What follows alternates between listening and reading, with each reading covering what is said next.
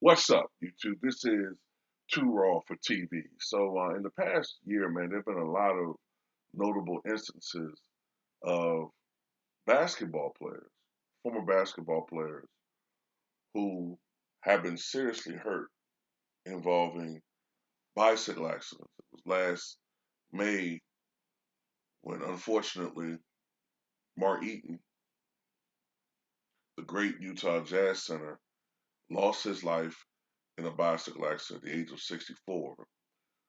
Former NBA sharpshooter Hall of Famer Ray Allen was seriously hurt in a bicycle accident last year as well.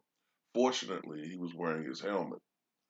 But another instance of a player, former player, who was seriously hurt, much more seriously hurt than Ray Allen, is Shawn Bradley. Shawn Bradley, almost a year ago to the day, January 20th, 2021, was involved in a serious bicycle accident where he was, I believe, hit by a vehicle, and he was airborne, and he suffered a fracture, I think a C6 fracture in his spinal column, his vertebrae, and he is now, unfortunately, a quadriplegic. And there's an article about his situation in Sports Illustrated, and man, it's hard to read, man. It's really hard to read, and a lot of times, sometimes we get into these situations where we look at all these athletes as pampered and having the greatest lives and all that, and it's not always the case, man. You know, it kind of reminds me of the situation with Rodney Rogers. Those of you who watched basketball in the '90s and early 2000s will remember Rodney Rogers, where Rodney Rogers was hurt in an AV accident, all-terrain vehicle accident, sometime maybe around 2009ish, and he is also a quadriplegic. And the only thing that's fortunate in their cases is that uh, their finances, Bradley having earned nearly $70 million in his career, is helping him being able to pay for the cost of surgery and rehab. But man, I look at the cost of it all. I mean, it said it usually runs the cost of adequate care for someone, in these types of injuries. It can run you $1 million over the course of the first year. Most people don't have that type of money, you know what I'm saying? But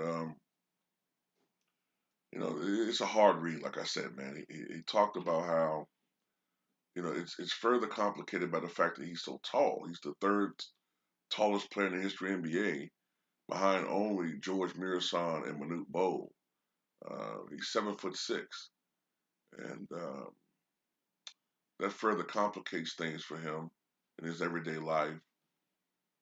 And he said that he does struggle with suicidal depression. And that's the thing, man. Sometimes we think these athletes, in every instance, have it made. And, you know, sometimes we have blessings that we aren't grateful for. We're able to get up and stand up every morning and be independent and do things for ourselves. And, the way life is, these things can change in the blink of an eye. And I'm pretty sure that when Shawn Bradley woke up that morning, he had no idea that that day would forever alter his life. We all remember Shawn Bradley. I think he was in the '93 draft, I believe it was. Now, when he was drafted, he was expected to be a star. And if you looked at the original Space Jam, he was part of that movie. He was expected to be a star player, but he did not live up to expectations. But he was a capable defensive player, obviously with his height and size. He had over 2,000 blocks in his career. He averaged 2.5 blocks per game for his career, which is top 10 all time. Um, He retired back in 2005 with the Dallas Mavericks. And while he did not have a Hall of Fame career, he did have a solid career. It didn't live up to expectations, but um, he still was a defensive presence. Um, led the league in blocks, I believe, a couple of years too. But man, I mean, I'm telling you, man, it's a tough read. It's a real tough read. But it's a good thing that his wife, his family, his friends, some of the former players that he played with, notably Michael Finley, they're there for him, and just wish him the best, man. Wish him the very best. Tell me what you guys think.